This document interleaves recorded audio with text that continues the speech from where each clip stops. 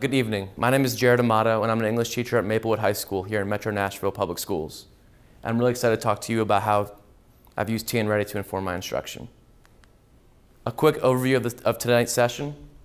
I want to start by looking at what my classroom looked like back then in 2009 and 10 and what it looks like now. I want to offer some tips and strategies for teachers, parents, and school leaders. We're going to go through quickly an overview of the TNReady score reports, which are also available on tnready.gov. And finally, because I'm an English teacher who loves reading, I'm going to leave you with a few book recommendations.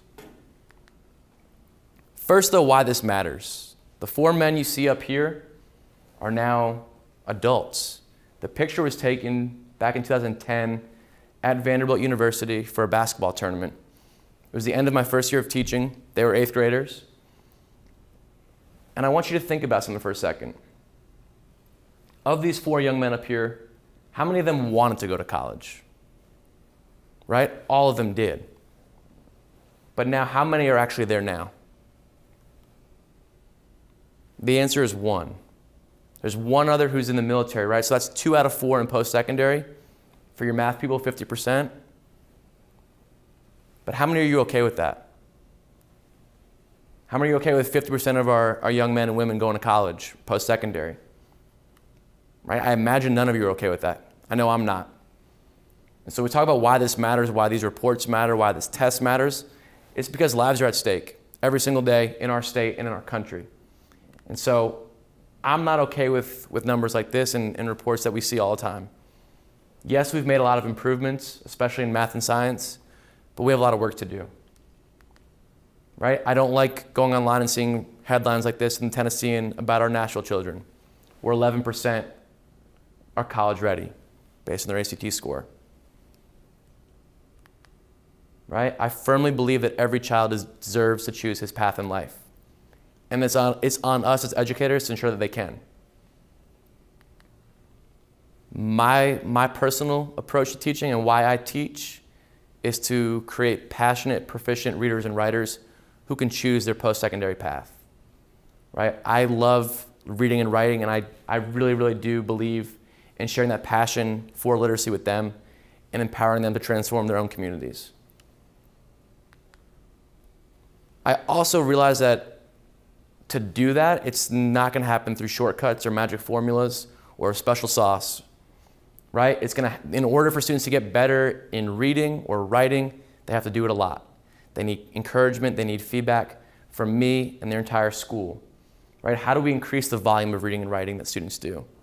It happens through time, through choice, through relevance. It also comes down to the fact that it's hard to get better at things you don't enjoy doing. And so as educators, it's our job to make the content relevant and interesting and exciting every single day. Not because of a test that they're going to take at the end of the year, but because it's right, and we want kids to be excited about coming to school. And so if we commit to doing that in every single classroom, in every single school, the results will follow. Now, I remember my first couple years of teaching, we always saw questions like the one you see up here.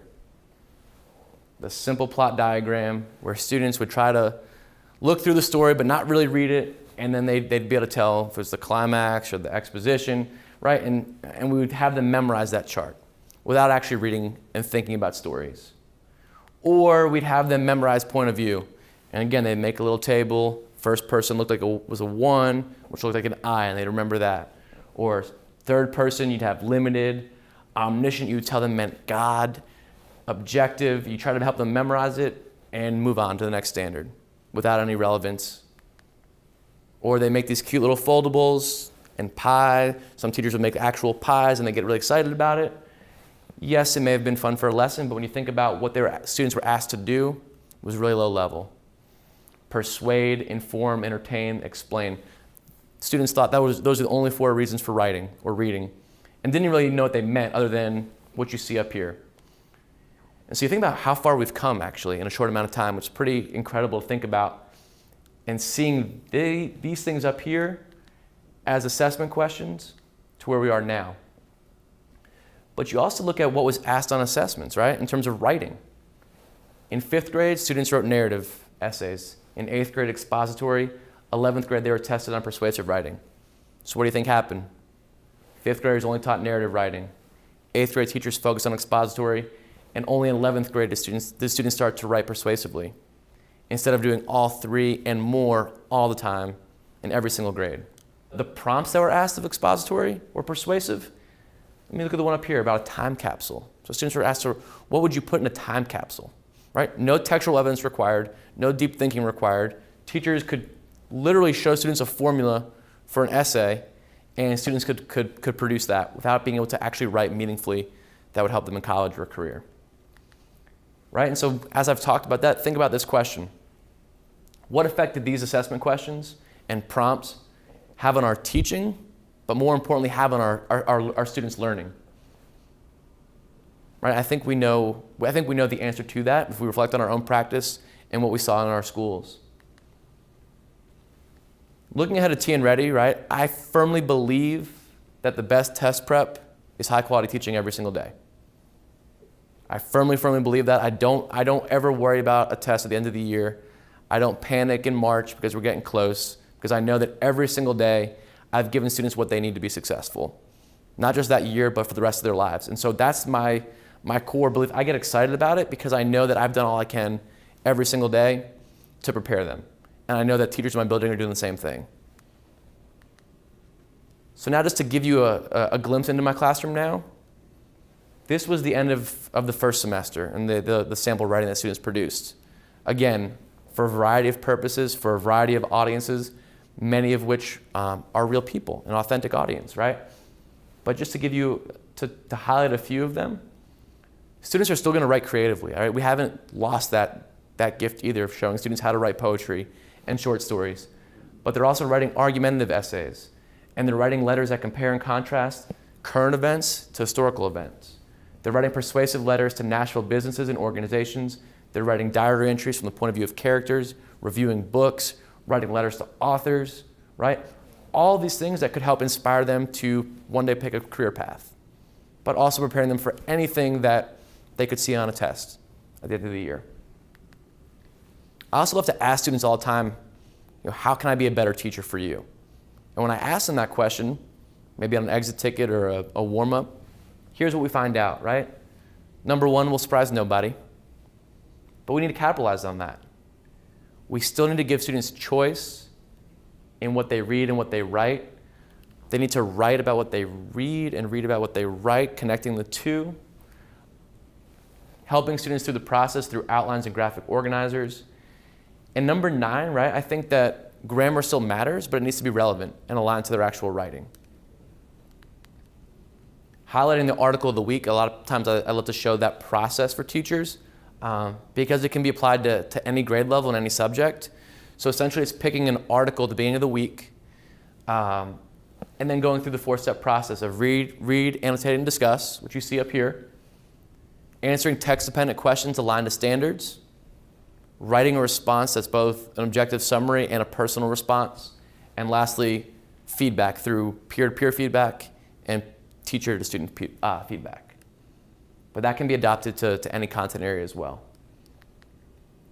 And just a sample, what you see here, the amount of writing in the margin shows how much students are thinking about the text. And there's an example of what they produce. Now looking closely at an argumentative task from last semester, right? Students were asked to read 3 texts and complete a graphic organizer before writing 4 against the adoption of self-driving cars. So relevant, yes, absolutely, but also rigorous. And so here's an example of just the introductions that students produced from that assignment. And then utilizing technology for students to take ownership and reflect on their learning and their progress. Right? So in red, they were color coding their thesis statement, which definitely had to be restated again in the conclusion. In blue were transition words and phrases. In green, quotes and evidence from the text. Right? So allowing technology to help students internalize their progress and what they were doing. After this was completed, before I even had to give my feedback, I had students complete a self-score. And so students were able to go through and make sure that they had everything they needed, right? Aligned to the TNReady rubric, but also written in kid-friendly language that they could control and internalize and communicate back to me or to their friends. And you see them up here. I don't need to go through all that for you, but essentially things like counterclaim, which 5 years ago I didn't teach that, right? Because it wasn't even in my mind to think about. But all that's there for students. And then of course, because I'm filling out a score as well, that's where the conversation happens and then the improvement. Similar format here, but just really breaking down what we expect of students in a clear way and then communicating when they do meet that expectation or when they don't, and figuring out when they don't what I could do better to help them the next time or the next assignment. Right? As a school, we also give assessments, right? But they're not just, yes, there may be a few multiple choice items, but the big thing we do is assigning writing prompts, right? And so every student in the school took the same writing prompt, and we got together as a faculty and said, hey, what are we doing by teacher, right? Maybe there are things that I'm really struggling with, conclusions, or maybe it's I haven't hit transition words as much as I need to, right? So we're looking at teacher trends, student trends. If across the board, all students are struggling with their counterclaim, that helps inform our instruction, right? It also helps us as a team create a plan of action and determine priorities and next steps the next month, the next semester, next school year. So having aligned assessments like that, just think about the conversation that happens in a room full of teachers, how powerful that can be. And that's something that's really exciting to continue this school year. Just a few things that I think are important as a school that you can work together to do. Having annotation symbols posted in multiple classrooms, not just English classrooms. Having discussion starters so that students can speak using terms that are important, right? And so you see that there, just that I think are important that you could post throughout a school. Now for TNReady, why is it important? Why is it useful? Obviously, I think I've shown how it's helped my students and helped our teachers, right?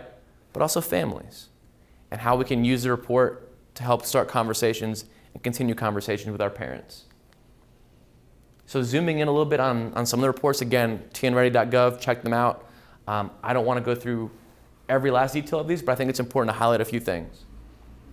One is that we've gotten rid of that below basic, basic, proficient, advanced terminology, which is wonderful. You see the new levels and what those represent here on the right.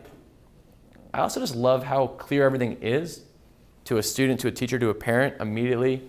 Level, we know exactly where that is. Overall score, and then when you see here, what that overall score means in comparison to a school and to our state.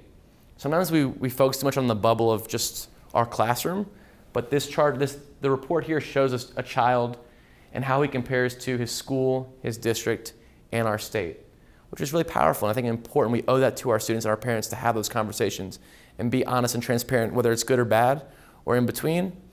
That's their right to do that. And I think it allows for really great conversation to happen. And you also see what each level, what that actually represents here on the bottom. This is where it gets fun, right, for English teachers, because now you can see by subscore, so by category, literature, informational text, vocabulary. You go down the list. As an English teacher, that lets me know what areas I'm doing really well, and maybe I'm focused heavily this year and we're reading a lot of great literature, but you're right, I really didn't hit informational text as much as I needed to. Or maybe, I did a lot of reading and writing, but I didn't focus enough on grammar and conventions. These reports allow me to reflect on my own practice and begin the conversation with my peers. For students though, this bottom part is awesome because not only you start with the positive and what they're doing really well, yes, there's areas for improvement, but really ultimately it's what's next, right? What do we do next? Yes, we get this report. How is this going to affect my child's life this year? And that's where you see the next steps, where we have conversations with parents and with guardians about that. Here's what we're going to do as a school for your child this year to help them improve. Big picture, principals love this one, just because it shows you by subscore, school level, really look at big picture trends that we kind of talked about at the individual level, but now for an entire school. What areas are we a writing school? Are we doing really well in our writing? Are we teaching writing the right way? Or maybe do we need to work on that? Are we doing great with informational text or not? And so this report allows principals to have those conversations with their staffs. This is from algebra, but the same applies for every content area. This is the standard analysis, right? This is the part that teachers love and highlight and write all over, because it says, hey, let's take a deep breath and say, you're right, I hit this standard really well this year. I taught that, I had a great unit, kids got it, and you're right, there are a couple of skills that I tried to rush through at the end of the year and need to build in more time for next year. And so it allows us to have those important conversations and design better lessons, better units, better pacing for the next school year. And so finally, of course, as I told you I would do, I'll leave you with a few book recommendations. My students and I are big readers, and this is generated from them. But there are a lot of great books up here that I highly recommend for middle and high school students especially, and for you parents as well. And here in Nashville, we've actually started a Project Lit book club where we've picked out books for the school year. So every month there'll be an opportunity for you to read that book and join our students and teachers in great discussion around these texts. And so if you want to learn more about that, feel free to check out our account and learn more. But it's been a pleasure talking to all of you tonight, and best of luck this school year. Thanks.